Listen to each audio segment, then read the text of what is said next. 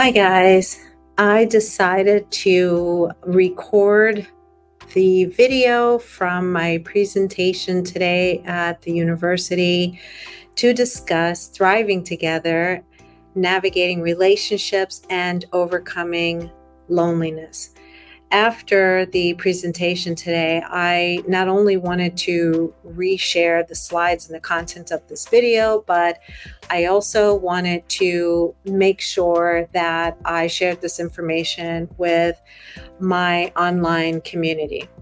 Um, Many of you already know that I'm Collette Gee. I'm a dating relationship specialist and author, and I am passionate about fostering meaningful relationships with individuals and teaching individuals how uh, to navigate through the complexities of relationships. And this is what I've been doing for my entire career.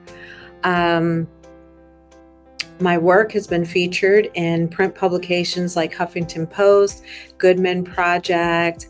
I'm also a published author of 4 books. One is a dating and relationship book with a collection of short stories, and the others are 3 wellness workbooks. You can find that on my website, on Amazon, on Barnes & Nobles, and in select bookstores, depending on where you live.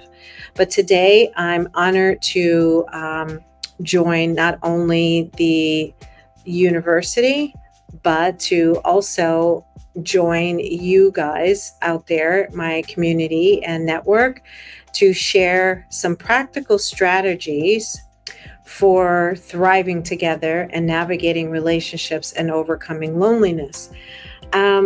This is near and dear to my heart because many of you that know me know that I have moved abroad, but my husband and I have been traveling since 2016 throughout Africa, Europe, and now we're here in the UAE, in the Middle East. And we're away from our family, our friends, and our loved ones. So navigating our relationship, my husband and mine, my relationship with my family back at home, our friends, and cultivating and creating new relationships has been an up and down kind of thing for me. I don't want to say battle because that sounds aggressive, but it has been a challenge because of technology and some other things. But today I'm going to be discussing how we can navigate the relationships that we have currently, the ones that we're trying to cultivate, and how we can overcome this pandemic that we're in of loneliness, something that we've been dealing with, I would say, for quite some time. I did a little icebreaker during my presentation, and these are the questions that I asked. I can provide anyone with the answers who wants to reach out to me. Just leave a message in the comment section to know the answer to any one of the questions listed here. The first one beginning with, what is the most common date night activity for couples? The second, in which country was the longest recorded marriage documented? 3, what percentage of marriage couples met online? 4, what is the average number of close friends a person has? And 3, in the movie Castaway, Tom Hanks' character, Chuck Nolan, befriends a volleyball to combat his loneliness.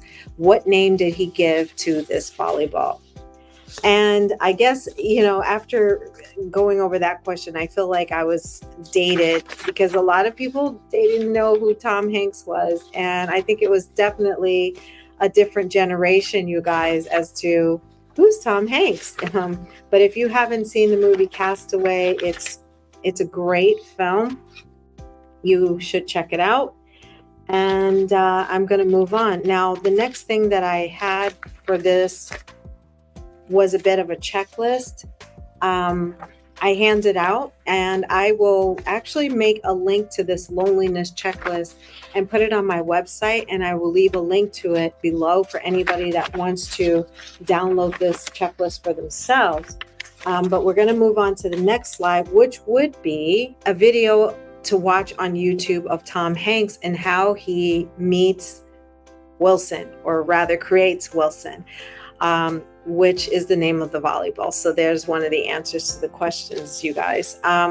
So if you recall this iconic scene in the movie where Tom Hanks creates this character on this deserted island, he forms a bond with a volleyball and he names it Wilson. And it's a poignant reminder of the human need for connection and relationships. And just like his character, Chuck Nolan, in the film, he created Wilson as a companion to combat the loneliness that he was feeling while he was on this island.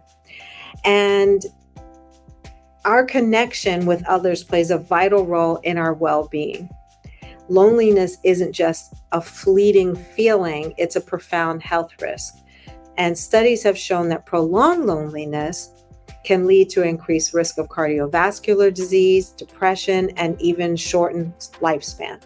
So that's why fostering relationships, meaningful relationships, isn't just a nicety, you guys.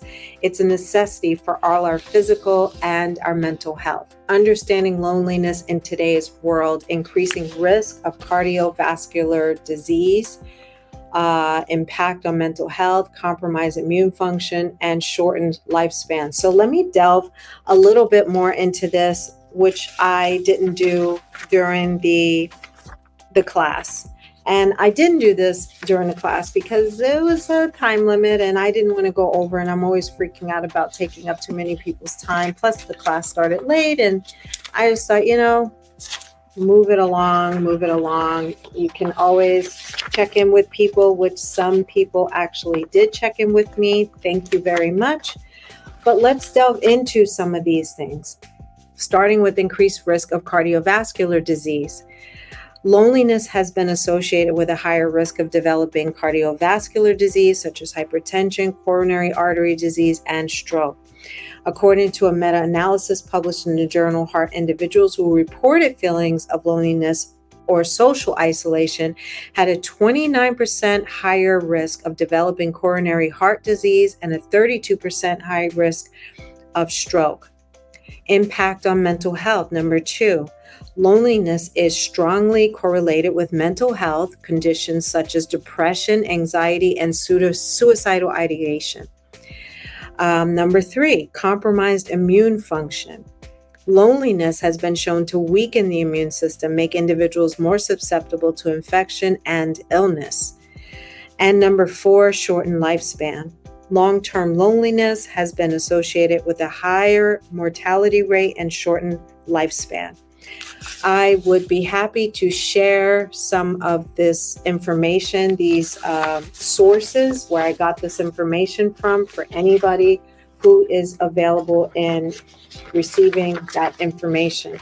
But next, I really want to go on to the next part here, which is what are some of the contributing issues that we have to be aware of when it comes to loneliness. So let's go on to that. So we have here geopolitical, social media, the pandemic, and living abroad, if that's your experience right now.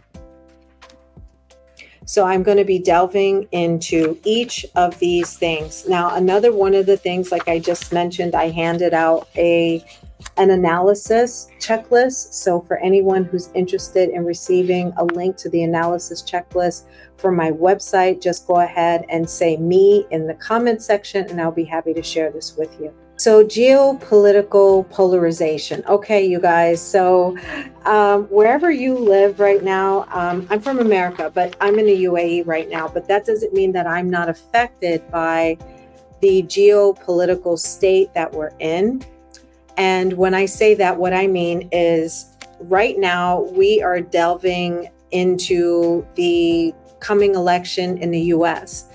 But that affects me and my husband here in the UAE because our family, friends, and loved ones are in the States. But we also are dealing with the war in the Middle East between Palestine and Israel. We're also dealing with what's happening in Ukraine, what's happening in Sudan, what's happening in the Congo.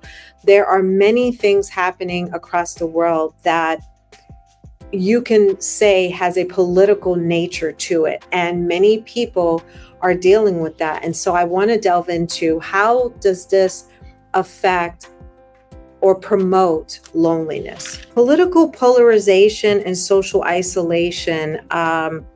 A study conducted by Pew Research Center found that political polarization in the United States has led to an increased social isolation and decreased trust in others who hold different political views. The study revealed that individuals who identified as strong partisans were more likely to have few or no friends who support the opposing political party. The impact on our social relationships, according to research on the American Journal of Political Science, political polarization has infiltrated personal relationships, leading to strained interactions and decreased social support. The study found that individuals were more likely to avoid discussing politics with friends and family members who held opposing views, leading to feelings of social isolation and loneliness. If you went to visit your family, friends, or loved ones for the holiday season in the last maybe even I would say 4 or 5 years, then you know that it's not even up for discussion anymore. You can't talk about politics. You can't even talk about views on some things. We have cancel culture and woke culture. We have, conservatives or liberals, and everything is a positive and negative, or negative and positive, depending on the side that you're sitting. A survey conducted by the American Psychological Association, APA, revealed that political stress has become a significant source of anxiety and depression for many Americans. The survey found that individuals who reported feeling stressed about the political climate were more likely to experience symptoms of depression and loneliness. And lastly, research published in the Proceedings of the National Academy of Science of the United States of America found that social media algorithms contribute to the formation of echo chambers where individuals are exposed to information and viewpoints that align with their political beliefs. This can lead to increased polarization and social isolation as individuals become less likely to engage with diverse perspectives. So now we're going to move on to the relationship between loneliness and social media, and including how social media might contribute to a false sense of community. So social media, the impact of social media on loneliness. A study published in the Journal of Abnormal Psychology found a significant association between social media use and feelings of loneliness and depression among young adults. The study concluded that increased social media use predicted greater loneliness over time. Number 2, comparisons to in-person interactions. Number 2, research published in the American Journal of Preventive Medicine revealed that while social media use is associated with increased social support, it does not replace the benefits of face-to-face interaction. The study found that higher levels of in-person social interaction were associated with lower levels of loneliness and depression. Number 3, a survey conducted by the University of Pittsburgh found that individuals who spent more time on social media reported feeling more socially isolated than those who spent less time on social media despite having larger online social networks. They perceived themselves as less socially connected. Effects of online communities. According to research published in the Journal of the Royal Society Interface, online communities on social media platforms often lack the depth and authenticity of in-person relationships. While they may provide a sense of belonging, they can also foster superficial connections and contribute to feelings of loneliness. People spend a lot of time on social media, and people also spend a great deal of time on the internet over choosing to spend time with people in person. And I don't have those stats in front of me, but the number of participants that actually have face-to-face interactions versus the people that choose to interact with others online, there is a higher number of people interacting online than there are face-to-face connections.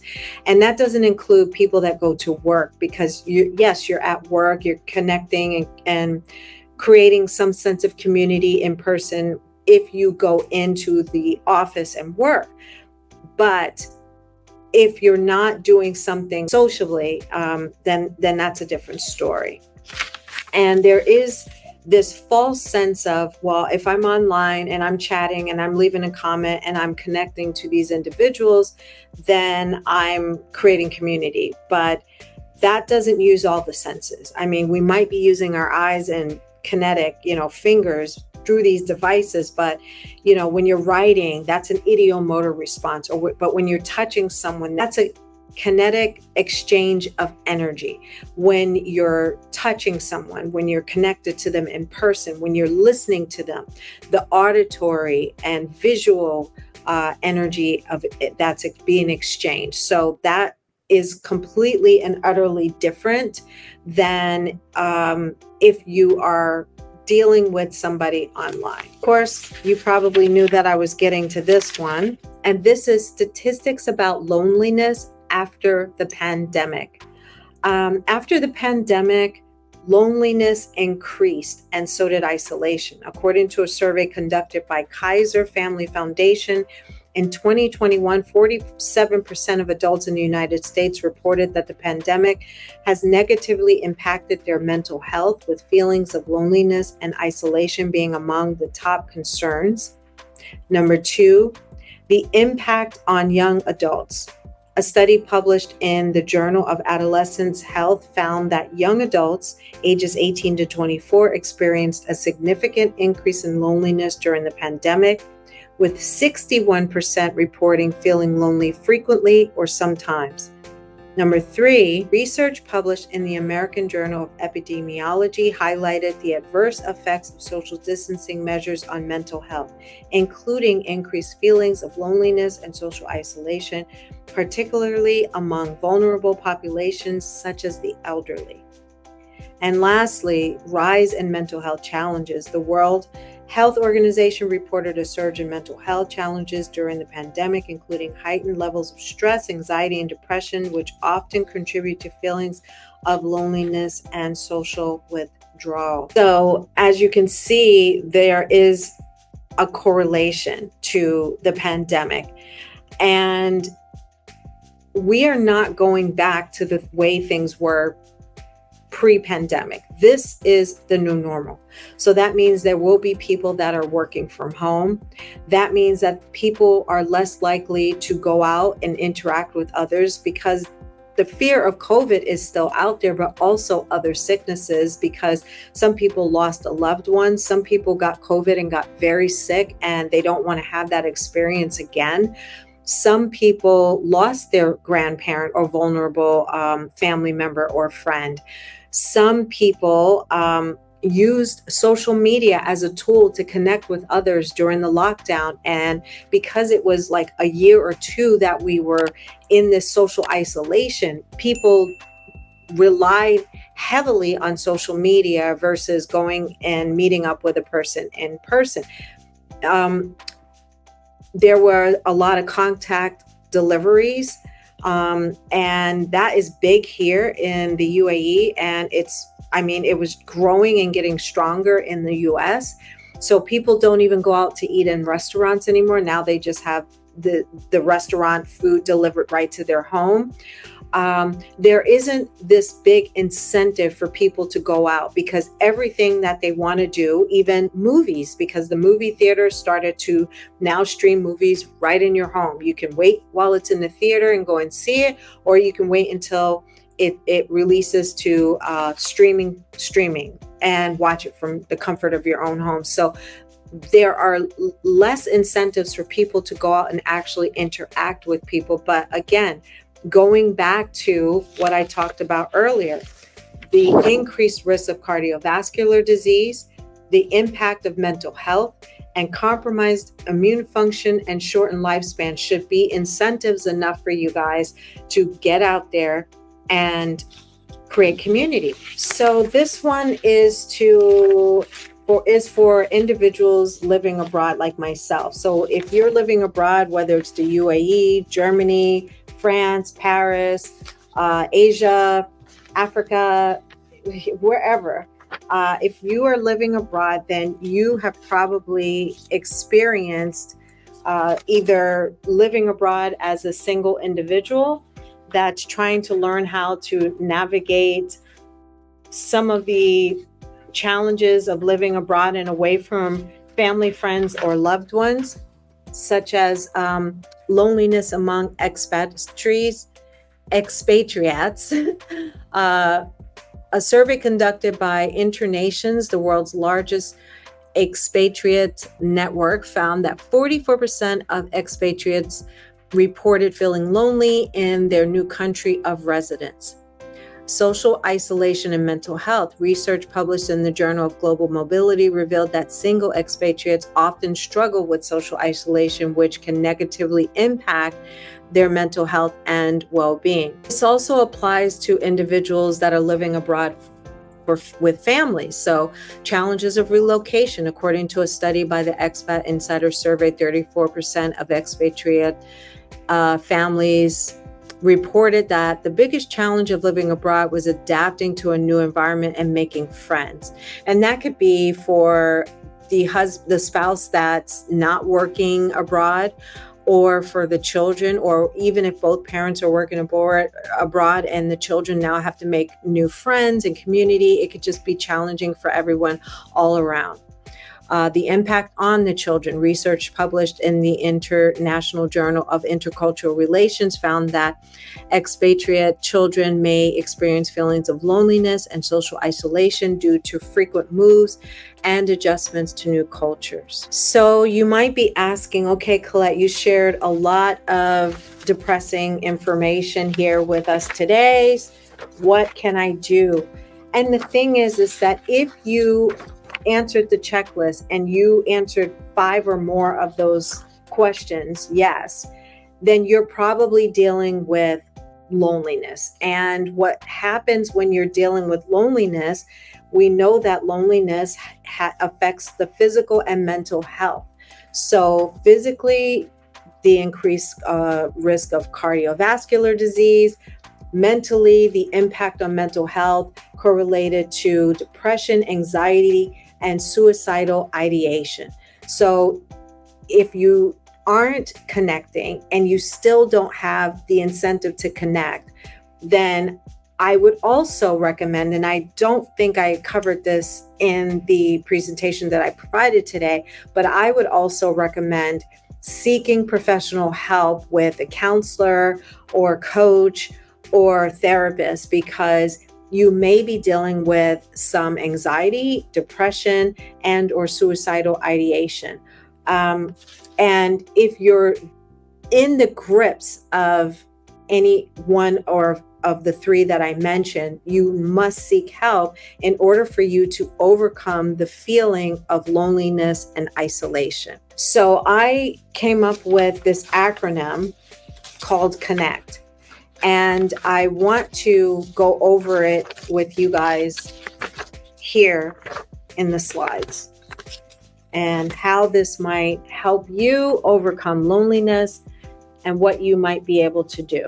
Cultivate authentic connections, open communication, nurture supportive networks, navigate differences, engage in meaningful activities, create boundaries, and take initiative.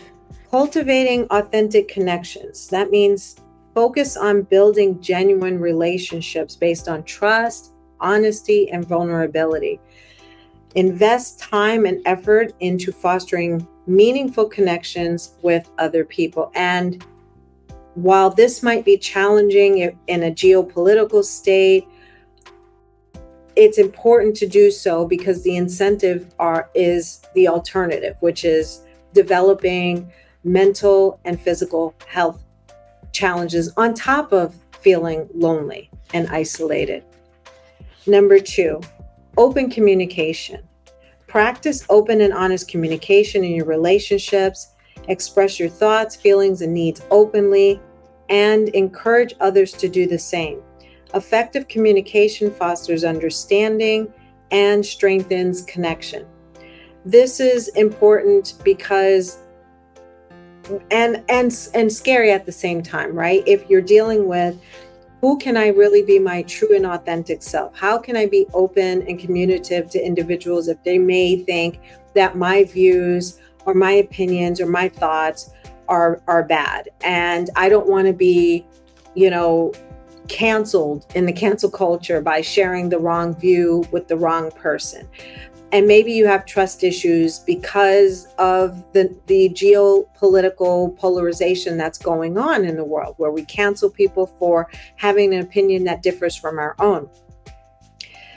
Then my suggestion is that these things, cultivating authentic connections and open communication, should happen in an environment where you feel safe. And that means that if you're volunteering for a nonprofit or for-profit organization, and you've been doing that for some time, and you observe someone that you might want to get to know, maybe you might do a little digging and investigation, like asking questions about what their thoughts, their views, their beliefs, knowing that inside that you're just getting information, not to judge them, but to try to cultivate healthy, meaningful connections. So it's your job at this point in these 2 steps here to do a little digging and investigation. Let's go to the next one. Nurture supportive networks. Surround yourself with supportive friends, family members, and communities. Cultivate relationships with individuals who uplift and empower you and offer support during times of need. If you are someone that is isolated because you've moved abroad or because your views differ significantly from your family, friends, and community pre-pandemic and or in the current state that we're in now, in the current times, then you'll have to get back out there to generate new connections with individuals that are like-minded.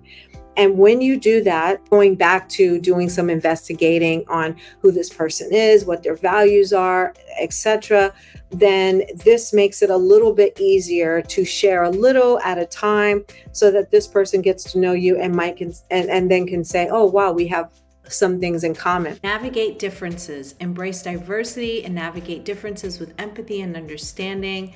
Respectfully engage with others who have different perspectives, backgrounds, and experiences. You want to engage in meaningful activities, such as participate in activities that align with your interests, values, and passions. Engaging in meaningful activities not only brings joy and fulfillment, but also provides opportunities to connect with like-minded individuals. I shared this in the presentation I gave today. I really do not like yoga. I'm not like a yoga person, but if you guys are watching my YouTube channel, then you know that I have been doing yoga. Part of it was health, but both wound up serving me in my health anyway, because I moved abroad and I also wanted to make community. And so I started attending these free yoga classes and I made friends there. And it was the best decision that I made. And I also started attending an art class. I didn't know how to draw or paint, and now I do. And you guys can watch some of my vlogs on that. And I'll be sharing some updates on the progress of my painting very soon. But that is getting out and doing something that maybe you wouldn't have ordinarily done, or maybe you don't even like initially, but you do it for one thing and it winds up benefiting you to tenfold, you know? So my recommendation is to be open. If you're truly looking to overcome loneliness and thrive in the world, because, you know, relationships are essential to us thriving, then it's important for you to come from under your story, your fears, and work through some of the challenges that you have and take the steps, take the initiative. Lastly, creating boundaries. Establish healthy boundaries in your relationship to protect your well-being and maintain balance. Learn to say no when necessary and prioritize self-care to avoid burnout and resentment. And lastly, take initiative. Be proactive in reaching out to others and initiating social interactions. Take the first step in building these new connections and strengthening existing relationships. Don't wait for others to make the first move. This is how you can stay connected with me. If you are not already connected with me, I am here on YouTube. You can subscribe to my channel. Woohoo! I reached 500 subscribers.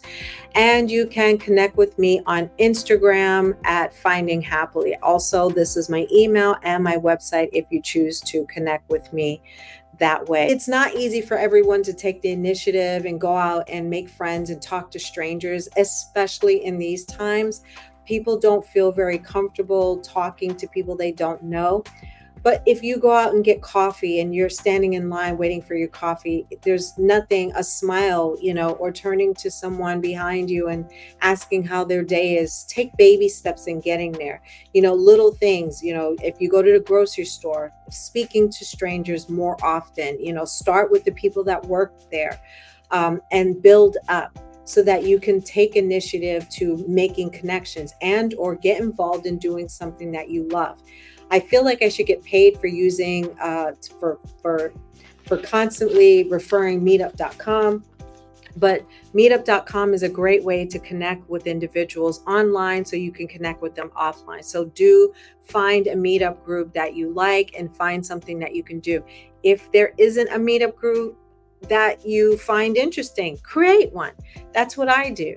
And that's a great way to know, well, whoever shows up is going to at least have something in common with you. And that brings me to my last point. Not every person that we come into contact with on a day-to-day basis is going to have everything in common with us. They're not all going to be our bestie just because they have one thing in common with us. So meet people where they are. And that's pretty much it. I want to wrap this up because my battery is dying here. It might be dying in my mobile as well. But I want to stop recording, and I want to thank you guys for your time and watching this video. Please do leave a comment below if you need any of the resources that I shared, and I'd be happy to send that to you. But I will be providing some links in the description section so that if you're interested in getting any of the downloads or anything else, then you can do that too. But for now, I really thank you for watching. Don't forget, if you really enjoyed this video, or even if you enjoyed it a little bit, do go ahead and like this video, subscribe to my channel, and tick on the notification bell so that you're aware of when I drop a new video.